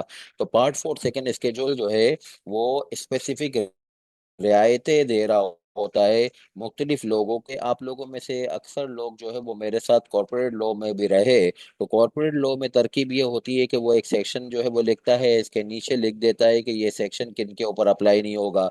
जैसे मिसाल के तौर पे इन्वेस्टमेंट इन एसोसिएटेड अंडरटेकिंग में आपको स्पेशल रेजोल्यूशन पास कराना चाहिए, प्राइवेट कंपनी के ऊपर ये अप्लाई नहीं होता, तो ये सेक्शन के अंदर ही लिख देता है। मगर इनकम टैक्स लॉ की तरतीब ये है कि वो कोई सेक्शन को, कोई प्रोविजन को, कोई जो है वो रिक्वायरमेंट को किसी के ऊपर रिलैक्स करना चाहता है, तो आम तरीका इसका ये है कि पार्ट 4 सेकंड स्केड्यूल में जाके उसको जो है वो मुरतब कर दिया जाए। तो ये तीनों चीजें हमारी पढ़ाई में कंसेशन के नाम से पुकारी जाती है, और इनको जाहिर बात है सेक्शंस के साथ लिंक करके ही पढ़ना पड़ता है। तो जहाँ पे लिंक करना होगा वहाँ पे बहरहाल मेरा काम। मजीद ये बात कि आपका यहाँ पे सवाल बनता है कि भाई सर, आपने हमें बताया कि एग्जाम्शन जो है वो यहाँ पे 41 से 51 के दरमियान भी है, पार्ट 1 सेकंड स्केड्यूल में भी है। तो अगर एग्जाम्शंस को, जो कि काफ़ी हैं, जिनको कंपाइल करना मकसूद ही था, तो कंपाइल करने के लिए दो डॉक्यूमेंट क्यों बनाए, 41 से 51 में ही सारे डाल देते या फिर पार्ट 1 सेकंड स्केड्यूल में ही डाल देते। उसकी वजह है, उसकी वजह जो है वो सेक्शन 53 में लिखी हुई है। ये 53 नंबर सेक्शन है, 53 का सब सेक्शन 2 मैंने यहाँ पे कोट किया है। फेडरल गवर्नमेंट के पास ये पावर है, उसके पास एक रीजंस होंगी, वो रीजंस के थ्रू जो है वो एसआरओ जारी करेगा, और वो सेकंड स्केड्यूल में कोई भी चीज ऐड कर सकती है, ओमिट कर सकती है, मॉडिफाई कर सकती है। यानी कोई भी एग्जेम्पशन और कंसेशन को बढ़ाया जा सकता है, उसमें विड्रॉ भी किया जा सकता है, और उसमें कोई मॉडिफिकेशन भी की जा सकती है। तो क्या मतलब हुआ, अगर दो सेट ऑफ एग्जेम्पशंस और कंसेशंस हैं, तो जो चीज़ें सेकंड स्केड्यूल में है उसको एसआरओ के थ्रू हिलाया जा सकता है। तो इसका मतलब ये हुआ कि जो एग्जेम्पशन और कंसेशन सेकंड स्केड्यूल में नहीं है बल्कि सेक्शंस में लिखी हुई हैं, उसको हिलाने के लिए क्या करना होगा, वही बजट का प्रोसेस होगा। बजट का प्रोसेस वही जो मैंने अभी क्लास के शुरू में बताया, फाइनेंस एक्ट के थ्रू उसको हिलाया जाएगा। वो जो है वो इस तरीके से नहीं हिलेंगी कि फेडरल गवर्नमेंट का एसआरओ ड्यूरिंग द ईयर आ रहा हो। फेडरल गवर्नमेंट के एसआरओ के थ्रू किस एग्जेम्पशंस को, कंसेशंस को हिलाया जाता है, तो वो होती हैं सेकंड स्केड्यूल की। मजीद ये बात कि फेडरल गवर्नमेंट अगर अपने ये 53(2) के पावर को एक्सरसाइज करे, तो ये रिक्वायरमेंट है कि साल के आखिर में ये जो है वो अपना जितने भी एसआरओ जारी किए हैं उसको नेशनल असेंबली के पास प्लेस करें। नेशनल असेंबली के पास इसको प्लेस करें मतलब क्या, इसको इफेक्टिवली ये कहा जाता है कि इसको रेटिफाई करवाएं।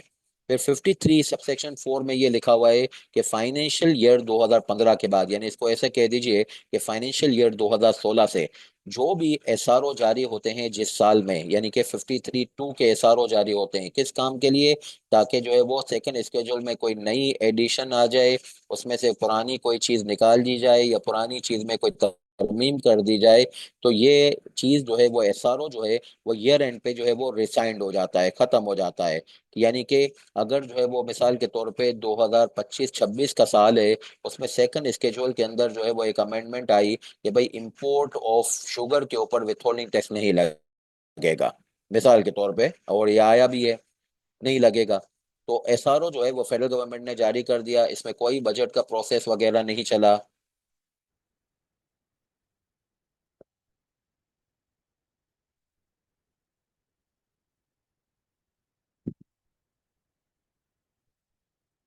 ये स्क्रीन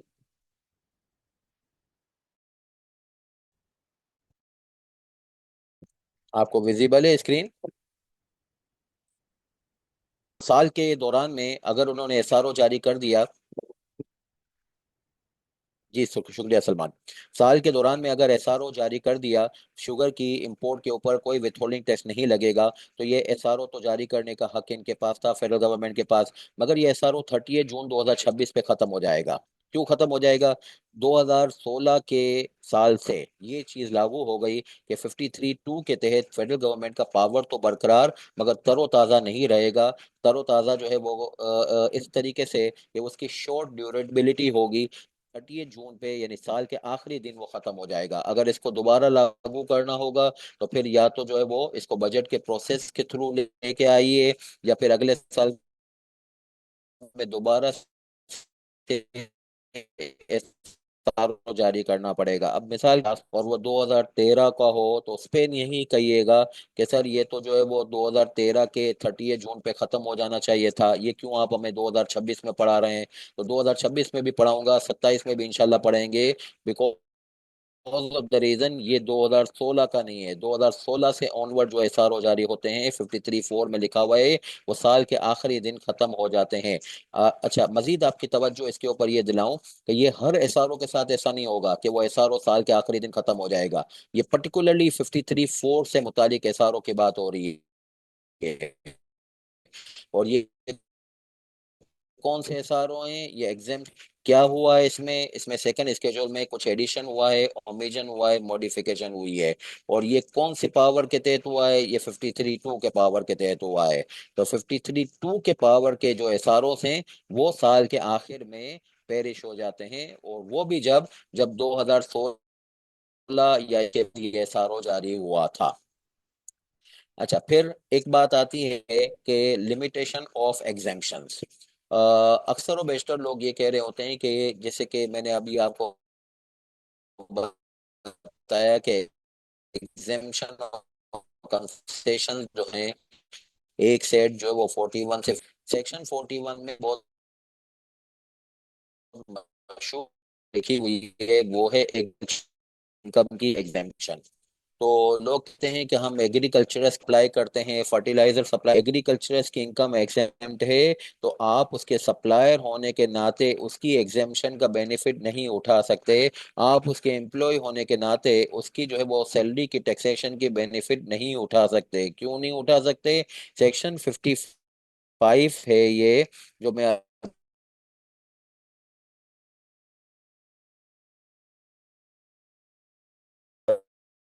अभी आपको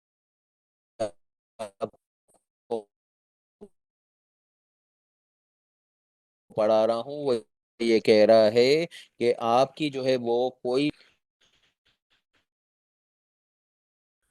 उसके एम्प्लॉय के ऊपर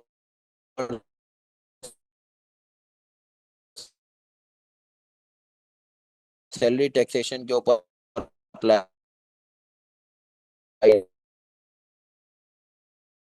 नहीं हो। 105B part 1 second schedule, part 1 आप फौरन चौकन्ने हो गए। सेकंड स्केड्यूल में जो चीज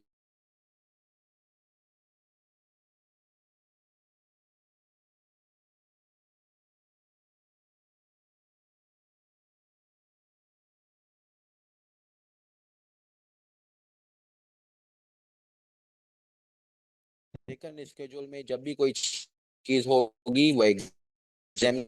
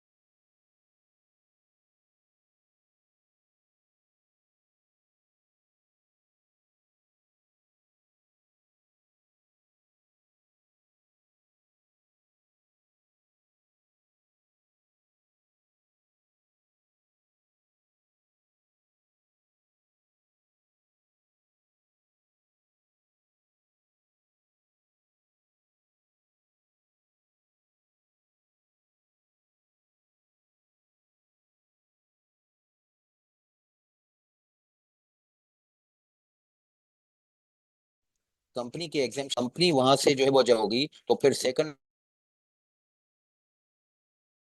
एक्सेप्शन ढूंढना पड़ेगा। तो एक्सेप्शन हमें मिल गया 105B पार्ट 1 सेकंड स्केड्यूल।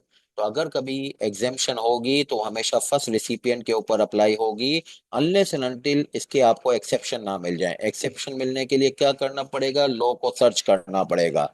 और सर्च करने की एक्सरसाइज के अंदर मैंने आज आपको एक एक्सेप्शन सिखा दिया। इंशाल्लाह जैसे जैसे आगे बढ़ते रहेंगे वैसे वैसे मजीद बात होती रहेगी। अगर कंपनी एग्रीकल्चर एक्टिविटी में इन्वॉल्व, कंपनी के एग्रीकल्चर इनकम तो एग्जाम बिला शक व शुबा 41 के तहत एग्जाम। मगर क्या उसका शेयर होल्डर जो डिविडेंड इसमें से वसूल करेगा उसकी इनकम भी एग्जाम? वो ओरिजिनल रिसिपिएंट तो नहीं है एग्रीकल्चर इनकम का शेयर होल्डर, बिल्कुल नहीं है। मगर एक्सेप्शन हो सकते हैं, 55 में लिखा हुआ है। तो उस एक्सेप्शन के अंदर कोई है? यस है। कंपनी की अगर एग्रीकल्चर इनकम उससे डिविडेंड डिक्लेयर किया जाए तो शेयर होल्डर के हाथों में वो एग्रीकल्चर इनकम ही ट्रीट हो जाएगी, उसको हम एग्जाम कर देंगे। कहाँ लिखा हुआ है? 105B पार्ट 1 सेकंड स्केड्यूल में लिखा हुआ है। अगली बात, प्रीएम्बल। कोई भी कानून पढ़ा जाए उसका सबसे पहले प्रीएम्बल पढ़ा जाए। प्रियम्बल ये बताता है कि what is the objective of law. सबसे पहले ये आपको बताता है कि लॉ होता है जो कि प्रेसिडेंट की सिग्नेचर से इन्फोर्स होता है जब पार्लियामेंट सेशन में ना हो। इनकम टैक्स ऑर्डिनेंस 2001 आप पढ़ रहे हैं। आपको मालूम है ये वो दौर था जबकि नवाज शरीफ को बरतरफ करके परवेज मुशर्रफ ने कंट्री को टेक ओवर कर लिया था। और उस जमाने में वो चीफ मार्शल एडमिनिस्ट्रेटर थे। और उन्होंने जो है वो बहरहाल जो है वो ये ऑर्डिनेंस के नाम से ये कानून लागू किया। यानी पार्लियामेंट की अप्रूवल से ये कानून नहीं बना है, बल्कि जो है वो ये फौजी डिक्टेटर ने अपने जो है वो स्पेशल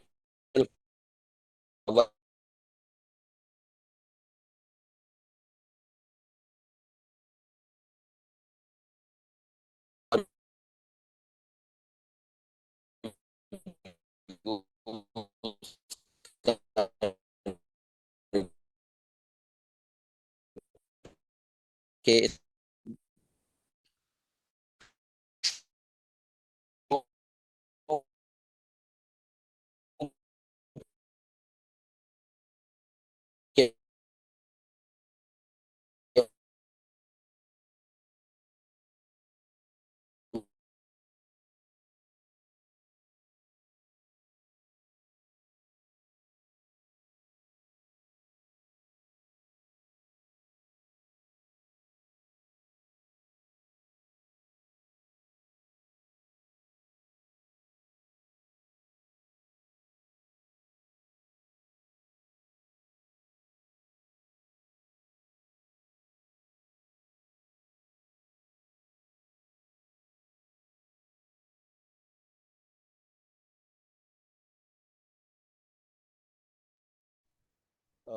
इनकम टैक्स ऑर्डिनेंस का इफेक्टिवली इंट्रोडक्शन ये हुआ कि this is not a new thing, it was already in place. और इसके अंदर जो है वो हमने बस थोड़ी सी जिद्दत पसंदी कर दी है और थोड़ी सी कंपाइलेशन कर दी है। इसका मकसद क्या है? इसका मकसद ये है कि मुल्क में इनकम टैक्स के निज़ाम को मजीद बेहतर बनाया जाए, इनकम निकाल के उसकी टैक्स लाइबिलिटी। अच्छा, और फिर इसके अलावा इनकम की टैक्स लाइबिलिटी को इंश्योर करने के लिए जो कनेक्टेड मैटर्स हैं उसको भी बात की जाए। कनेक्टेड मैटर्स क्या होते हैं? कनेक्टेड मैटर्स अगर हम पूरे ऑर्डिनेंस को पढ़ लें तो ये 5 निकलते हैं। एक तो बात ये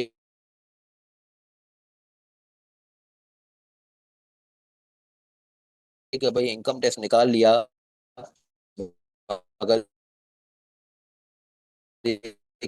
तो उसको अगर गवर्नमेंट को रिपोर्ट नहीं किया तो क्या गवर्नमेंट के थ्रू डॉक्यूमेंट के थ्रू पे किया जाता है। आपने रिटर्न फाइल किया, रिकॉर्ड रखा, उसकी चेकिंग होगी, उसको असेसमेंट एंड ऑडिट कहते हैं। असेसमेंट और ऑडिट में अगर कोई शॉर्ट कमिंग्स निकली तो रिकवरीज होंगी और पेनल्टीज होगी। और रिकवरीज और पेनल्टीज के ऊपर अगर आपने सब्र कर लिया तो कोई बात नहीं, मगर डिस्प्यूट करेंगे तो अपील्स होंगी। और फिर ये कि अगर अपील करनी हो, रिकवरीज के लिए डीलिंग्स करनी हो, असेसमेंट के लिए जो है वो मामलात को हैंडल करना हो, रिटर्न फाइल करने के ऊपर मूव करना हो, तो इन चीज़ों के लिए हमें ये मालूम होना चाहिए कि किस अथॉरिटी के पास जाएं, उसको कहते हैं एडमिनिस्ट्रेशन। तो ये 5 सब्जेक्ट को अगर ब्लेंड कर लिया जाए इनकम टैक्स के साथ तो ये बहरहाल टोटल 6 सब्जेक्ट बनते हैं जो इनकम टैक्स लॉ का सब्जेक्ट है। इसको नॉर्मली हम इनकम टैक्स के एरिया को हमारी पढ़ाई में स्टूडेंट्स के लिए कहते हैं कि ये प्रैक्टिकल एरिया है। और ये बेसिकली जो है वो थ्योरी एरिया है जो return filing, assessment and audit, recoveries and penalties और जो है वो अपील्स और एडमिनिस्ट्रेशन के नाम से पुकारा जाता है। अच्छा, इनकम टैक्स लॉ में जब मैं आपको पढ़ा रहा हूँगा तो मैंने कुछ चीजें पुरानी पुरानी भी रेफर करनी है, ऐसी रेफर करनी है जो इनकम टैक्स ऑर्डिनेंस जो 2001 में आया उससे पहले की चीजें हैं। तो वो क्यों मैं रेफर कर रहा हूँगा, वो इसलिए रेफर कर रहा हूँगा। वैसे तो एग्जाम में चांसेस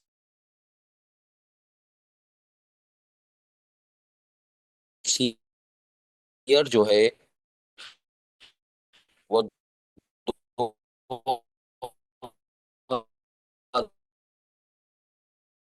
2002 से पहले का हो। यानी आप किसी का जो है वो कोई मसला करवा रहे हैं हो का जैसे आपको बताया इनकम टैक्स ऑर्डिनेंस 1979 वो फॉलो कीजिएगा।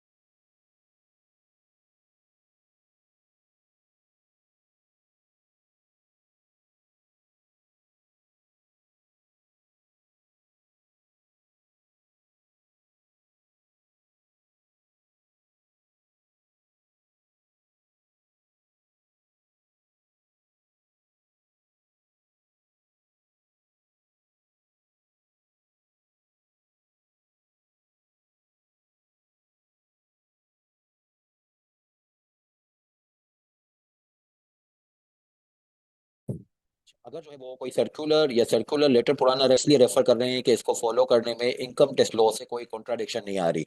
पुराने सर्कुलर या सर्कुलर लेटर को उस हद तक फॉलो कीजिएगा जिस हद तक जो है वो हमारे आज के तौर पे आपके आज के कानून में सेक्शन 12 एक्सपेंस क्लेम नहीं होगा।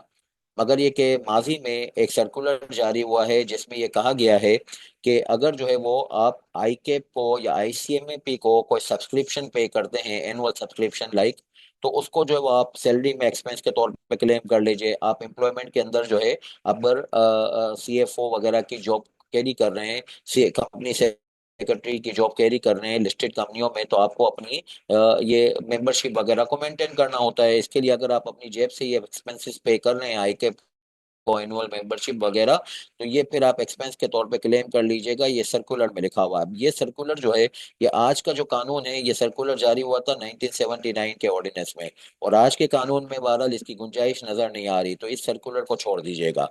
जो सर्कुलर लॉ से इनकंसिस्टेंट हो रहा हो उस सर्कुलर को छोड़ दीजिएगा। बाकी सारे के सारे सर्कुलर जो है वो प्रोटेक्टेड हैं, उसको फॉलो कर लीजिएगा।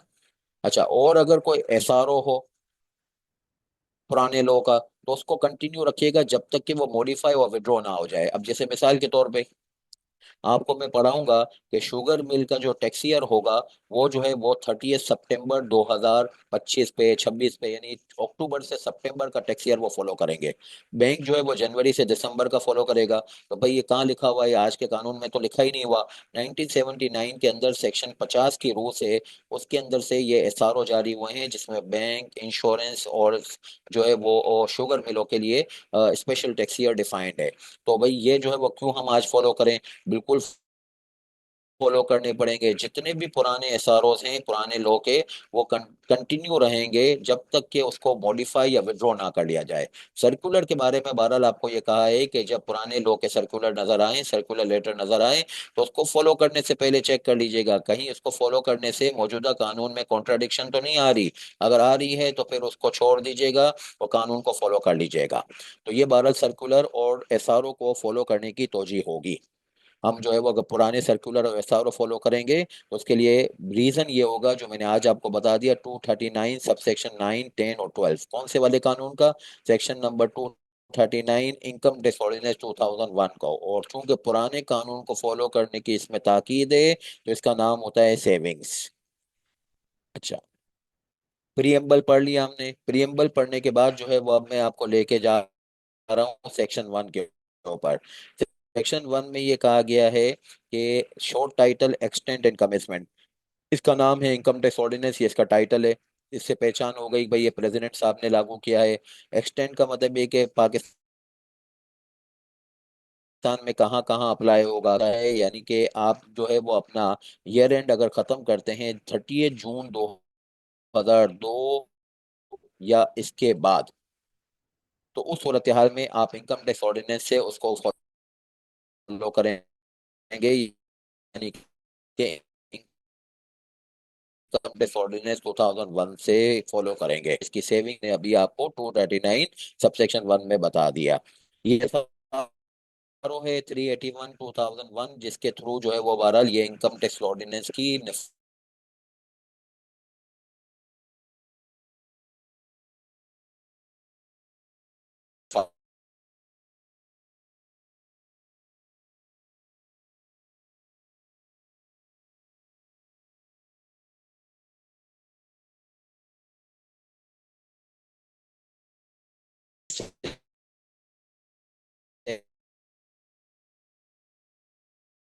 एक 2000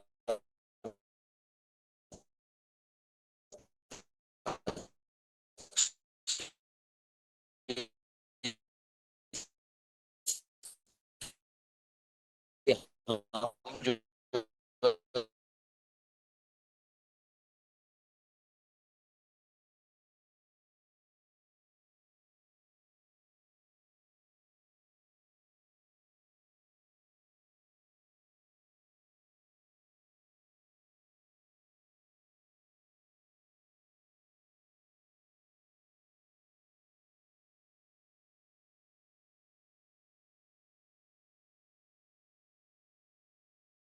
तो हम इनको क्या एडवाइस करेंगे? हम इनको एडवाइस ये करेंगे कि भाई एसआरओ 381 ऑफ 2001 के अंदर एक बहुत अहम उसूल मुरतब हुआ है कि फाइनेंस एक्ट और लॉ की अप्लीकेबिलिटी साल के हवाले से होती है, रादर देन के मंथ के हवाले से या बारल पीरियड के हवाले से।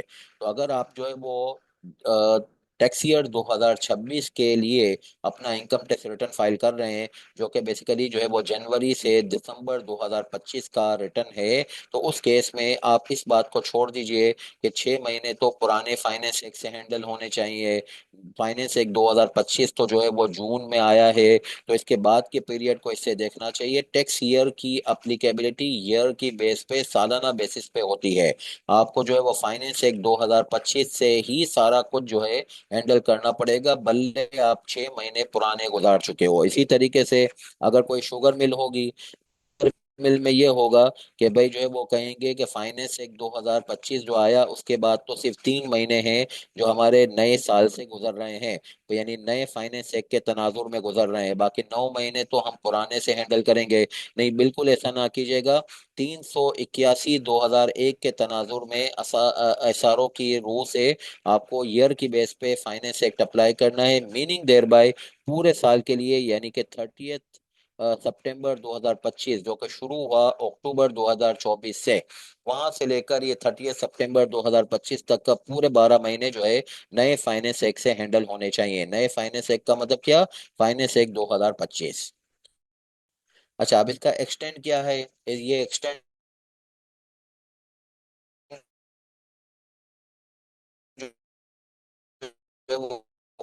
वो पूरे पाकिस्तान में अप्लाई हुआ है। अच्छा, पूरे पाकिस्तान का मतलब क्या? आसान कहा जाए कॉन्स्टिट्यूशन से, गिलगित बल्तिस्तान जो है वो पाकिस्तान का पार्ट नहीं है, पाकिस्तान के सरहद के अंदर है, बनाएंगे। अच्छा, मैंने नोट्स के अंदर बहरहाल गिलगित बल्तिस्तान को नहीं लिखा क्योंकि गिलगित बल्तिस्तान में सच कोई खास एक्टिविटी भी नहीं है। और वहाँ कश्मीर को मैंने यहाँ पे प्रोमिनेंट किया हुआ है। आज़ाद जम्मू एंड कश्मीर की अलग से पार्लियामेंट है, वहाँ पे जो है वो अलग से कानून इनकम टैक्स का बनता है। फिर उन्होंने हमारा ही इनकम टैक्स कॉपी कर लिया है, खाली उसके ऊपर टाइटल चेंज कर दिया है। मगर बहरहाल हमारा इनकम टैक्स ऑर्डिनेंस हम आज़ाद जम्मू एंड कश्मीर में अप्लाई नहीं करेंगे, ये कहते हुए कि ये पाकिस्तान का पार्ट नहीं है।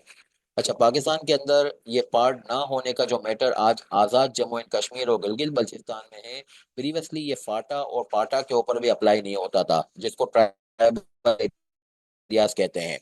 मगर ये कि बहरहाल ये फाटा और पाटा जो है ये खैबर पख्तूनख्वा और बलूचिस्तान के हिस्से हो गए हैं। और ये जो है वो बहरहाल इस रेफरेंस से हुए हैं कि जिसको कहते हैं 25th amendment to the constitution, जो 28 मई 2018 से लागू हो गई है। अब जो है वो यहाँ के जो लोग हैं फाटा और पाटा के, इनकी रेजिस्टेंस बहुत है। ये कहते हैं कि आपने हमें बदएदी की है, हम तो पाकिस्तान में इलाहा की इसी वजह से हमने किया था कि आप हमारे ऊपर कानून इन्फोर्स नहीं करोगे। तो ये इनकम टैक्स के कानून भी आप हमारे ऊपर अप्लाई कर रहे हैं, सेल टैक्स के भी कानून अप्लाई कर रहे हैं, रेंजर्स भी घुसाई है और फिर पुलिस भी आ गई है। तो हम इसको बिल्कुल बर्दाश्त नहीं करेंगे। तो बहरहाल मैं इधर उधर की बातें करने की बजाय सिर्फ इनकम टैक्स की बात तक आज मैं बात करूं, तो वो ये है कि इनकी रेजिस्टेंस की वजह से इन्होंने एक क्लॉज नंबर 145A डाला हुआ है पार्ट 1 सेकंड स्केड्यूल में। आप फिर चौकन्ने हो गए कि पार्ट 1 सेकंड स्केड्यूल की बात हो रही है, तो मीनिंग देयर बाय कोई एग्जाम्पशन की बात हो रही होगी। इसमें आज़ाद जम्मू एंड कश्मीर के साथ जो मुखालफत या बहरहाल वहाँ पर जो रेजिस्टेंस आ रही है, ये फाटा और पाटा जो है वो ओल्दो हमारे खैबर पख्तूनख्वा और बलूचिस्तान के हिस्से हैं, मगर इनके ऊपर हम ये तो नहीं कहते कि लो का इतलाक नहीं होता, बल्कि वहाँ पे हमने फॉर द टाइमिंग एग्जाम किया हुआ है। एग्जामेशन की वर्डिंग ऐसी है: any income which is not chargeable tax prior to commencement of constitution 25 amendment act 2018 of any individual domiciled और कंपनी एंड एसोसिएशन पर्सन जो कि ट्राइबल एरियाज में है, जो बाद में खैबर पख्तूनख्वा और बलूचिस्तान का हिस्सा बन गए हैं, उनके ऊपर जो है वो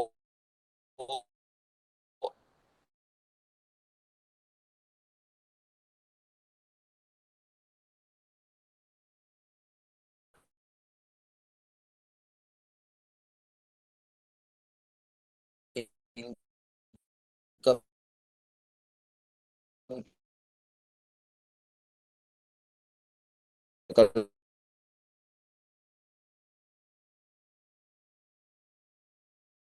में आपके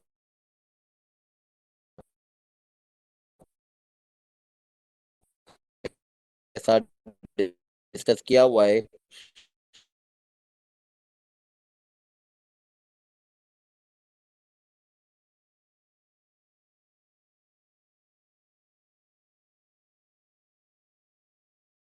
इसके नीचे बिल्कुल क्रॉस नंबर 109A और जो है वो 110 ऑफ पार्ट 4 सेकंड स्केड्यूल भी है। पार्ट 4 सेकंड स्केड्यूल आपने सुना समझा तो आप समझ गए फौरन कि इसका मतलब ये होगा कि कोई पर्टिकुलर रियायत की बात हो रही है, कोई सेक्शन अप्लाई ना होने की निशानदेही की जा रही है। यस, बिल्कुल ऐसा ही है।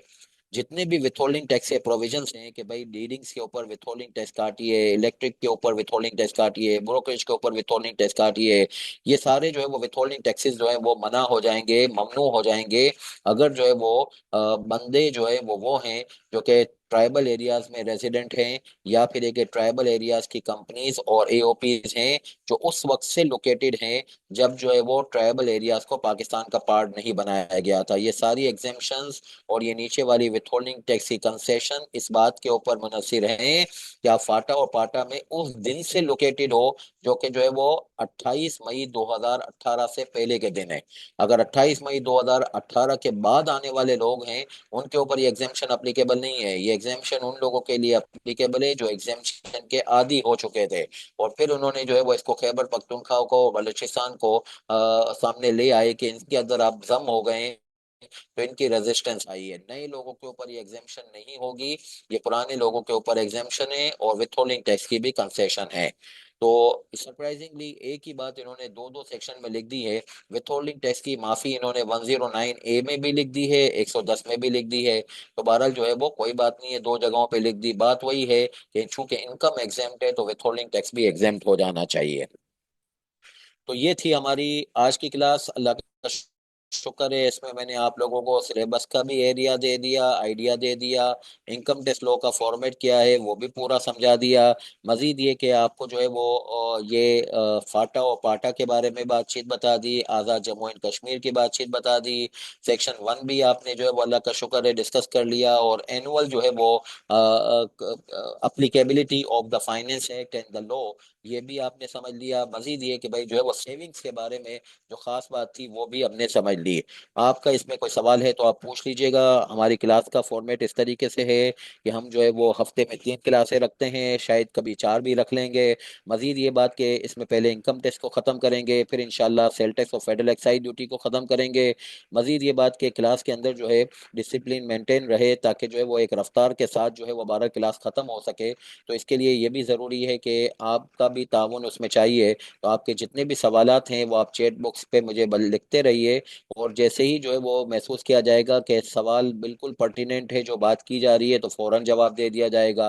अगर जो है वो चीज़ से हटके हुई या कोई टॉपिक से कोई मुमासलत दूर दूर तक वास्ता नहीं, तो उसको भी ज़रूर लिखिएगा, मगर वो फिर क्लास के एंड में उसको जवाब दे दिया जाएगा। तो आप जब चाहें जितने चाहें सवालात पूछते रहें, उसके जवाब दिए बगैर मैं नहीं जाऊंगा इंशाल्लाह। और जो है वो बहरहाल जवाब देने का टाइम जो है वो मेरे ऊपर आप रख दीजिएगा। और इसको चैट बॉक्स के थ्रू हम इसलिए रखते हैं कि चूंकि यही क्लास जो है वो पोर्टल पे फिर अपलोड होती है, तो फिर उसके ऊपर जो है जो रिकॉर्डिंग में इसको इस्तेमाल करने वाले लोग हैं उनको भी बहरहाल दिक्कत ना हो, क्योंकि ये अगर क्लोजली इंटरेक्ट होता है तो फिर उस सूरत हाल में उसकी रिकॉर्डिंग भी शायद इतनी अच्छी मौसर नहीं हो पाती। तो हमने आपके ये सहूलत के लिए ही ये तरकीब या फॉर्मेट तय किया है। आपका कोई आज की क्लास से मुतालिक सवाल हो, कोई भी और सवाल हो, तो आप ज़रूर पूछिए, फिर इंशाल्लाह, वरना हम अगली क्लास में फिर मुलाकात करेंगे।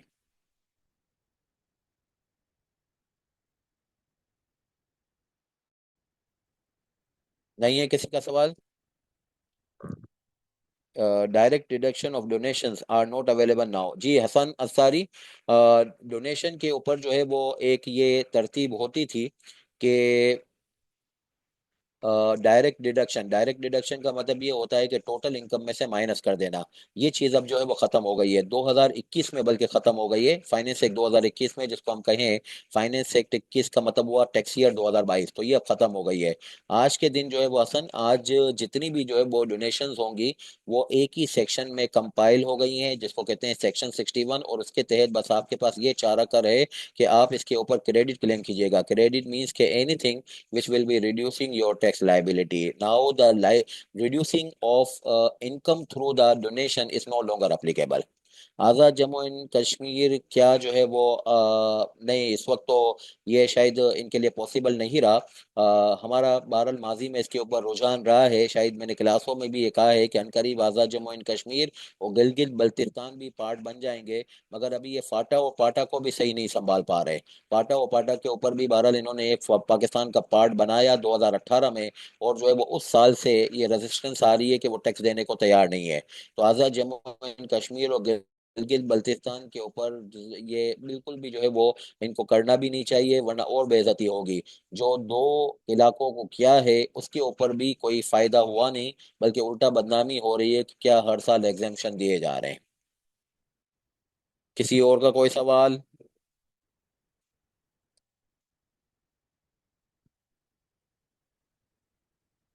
नहीं है, चले इंशाल्लाह अगली क्लास में मुलाकात करते हैं। अल्लाह हाफिज।